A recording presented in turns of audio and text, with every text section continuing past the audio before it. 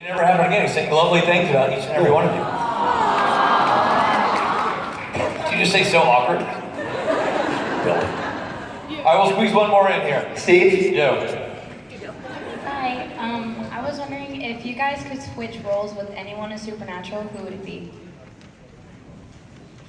I know what you'd say. Demon number 5 from episode 113. Yeah, that's what I was gonna say. I would switch places with, since you're not gonna say it, I'm gonna say it, with Pellegrino. As Pellegrino's Lucifer. Yeah. Just because I think Pellegrino's a badass. Matt? I always give the same answer. I'd love to play Crowley. Uh-oh. I don't think I could do a good job, so I'll never try, though.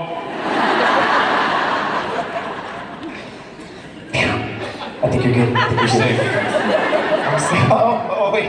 Don't give him a microphone. Nobody can hear you. If I keep talking, then you don't have a microphone, so I'm going to keep on talking. I love playing Crowley, even though I don't think I can do a better job. And I love your t-shirt. You're really nice. No. It's the worst impression of me I've ever heard. All right, last question. You right here. Okay, I'm starting to worry a little about Rob, and I think you boys should be a little worried too. First we see him in Still Waiting, kissing on Jensen's wife, Danielle, and now in Kings of Con, he's all over Mandy, Matt's wife. I'm wondering why is he writing these things for himself? Well, here's the thing. Should we feel worried, or should our wives just feel lucky? Oh, that's nice. I've got by the way, I've got a pitch for you in season 2 of Kings of Con. So Jason, your wife plays. Go with me here. She's like a traveling saleswoman. Okay. She comes over to sell me like a vacuum. All right. And we make sweet, passionate love. She would never sell vacuums. That's true. That's true. All right. Thank you, everybody. Thank you. Thank you, Richard. I'm Rob. Thank you. Appreciate it. Well done.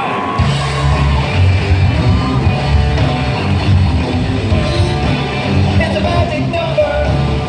That is. It's a magic number. It's a magic number. Yeah, it is. It's a magic number. Let's talk about let's talk about the elephant in the room. Number 1, yes, there are I Heart Coach shirts available in the merch room. We decided there was time to bring I Heart Coach merchandise, Kings of Con merchandise to the convention. So it is available in the merch room. Get them while they're hot. They're not actually hot. They're room temperature, but get them anyway. And secondly, our next guest. Coach, Misha. He's my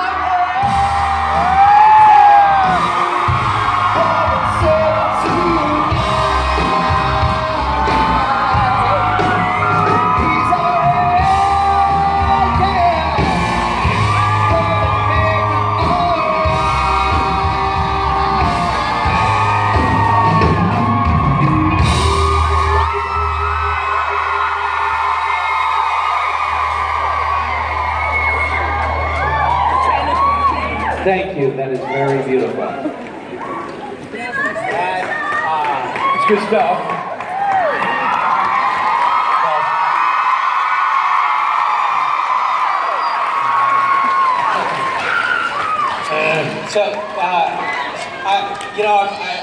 If you follow me on Twitter, you'd see that I'm I'm embroiled in at least internal political dialogue at these times.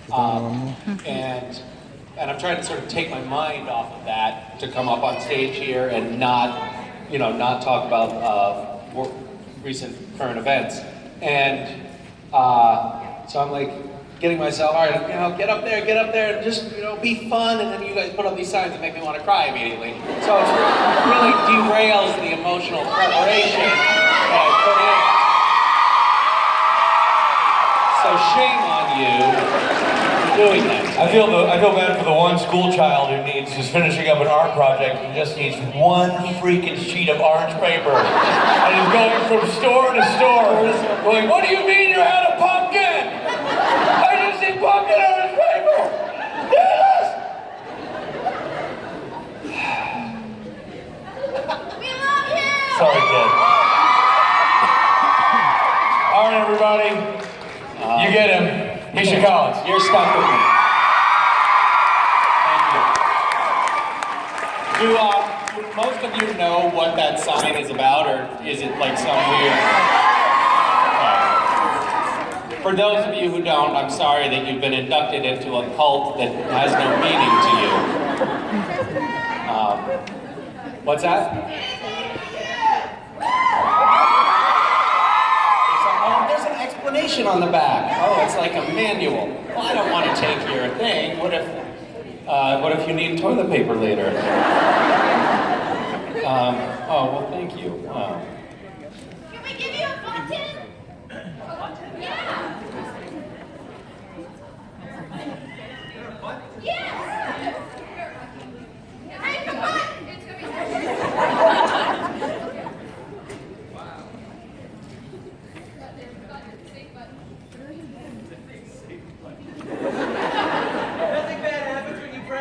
Has this button been frisked?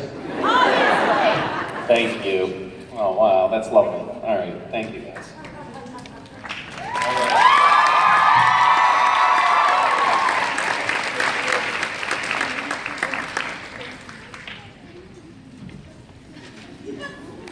You're amazing, Misha.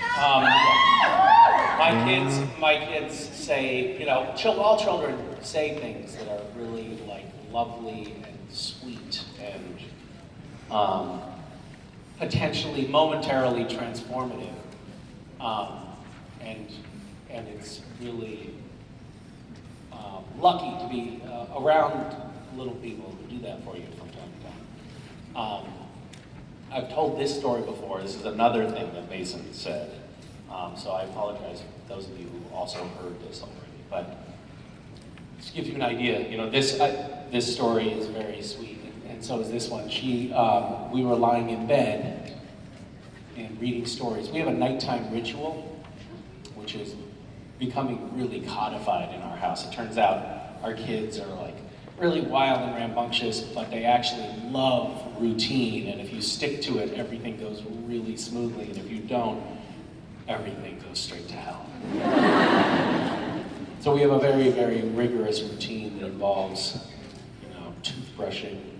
West, my son, got some cavities because my wife bought this hippie toothpaste that had no fluoride in it. And apparently, like later we looked into it and found out, oh, well, if you use that, it does nothing at all for your teeth. It causes cavities. So he had a bunch of cavities, and so now he insists on flossing. We were like, well, we don't floss. We don't know how to floss, Wes. Can you show us? So he brushes, he flosses, then he uses mouthwash, and then, you know, the pajamas go on, and then we crawl into bed, and then we pick out our 4 books, and then we read our books, and then we tell our stories from the day, which has actually gotten really tedious now, because it's the same story every day with the kids, and it's fucking long. Like, it almost takes a day to tell what happened in a day, and then we sing a song, and eventually I fall asleep. And we were lying in bed, and I said, I want you guys to stay my little kids forever. Promise you'll never grow up. And Mason said, no, I am going to grow up. And I said, no, I want you to be my little girl forever. I want you to never, ever, ever grow up. And she said, no, I am going to grow up. And I said, no, I want you to be my little girl forever. I want you to never grow up. And she said, no, I am going to grow up. And I'm going to get old and I'm going to die.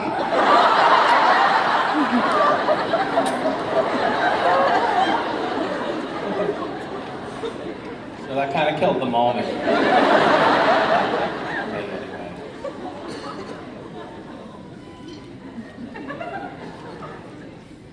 Do we have questions here? Throw me a lifeline. Hi, Misha. Hi, how are you? I'm Lauren. Sorry, I'm really nervous and shaky, but... That's all right, I'm nervous too. My question is, what was your favorite / the most fun episode to film? Well, that's a good question. It's a little bit complicated because a lot of times I'll be laughing a lot on set, but that's actually because I'm being tortured and it's a response to torture. So I could outwardly look like I was enjoying myself, but really it's a sign of distress and a call for help.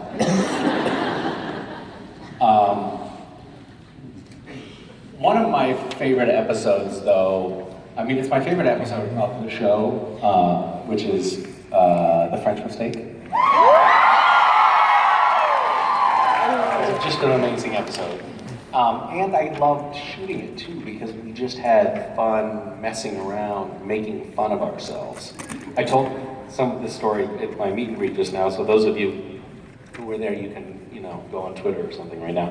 But when we were shooting that, we had lots of drafts of the scripts that come in for each episode, and in the early drafts, I called the writers and I was like, hey, can we make my character the quintessential douchey actor? Like, really make me a total douchebag. And they were like, oh, that's a hilarious idea. Of course, now I realize their inner monologue was, you are that. Sure, Misha, just act like yourself. So, when the final script came in, they didn't really push it far enough. So I was constantly trying to make an effort when we were shooting to make myself more douchey. So I was like ignoring the PA who was talking to me and pushing the makeup artist away from me. I don't really do that when we're on set. I use my foot. I don't want to touch her with my hand.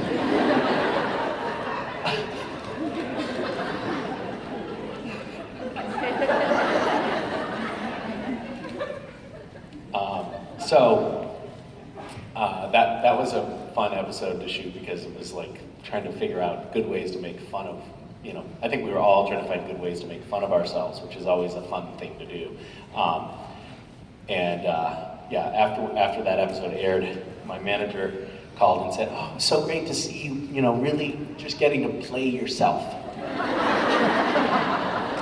And I was like, oh my God, I made a terrible mistake. Everyone now just thinks that's how I am. Anyway, thanks, yeah. Thank Hi. you, you're very sweet.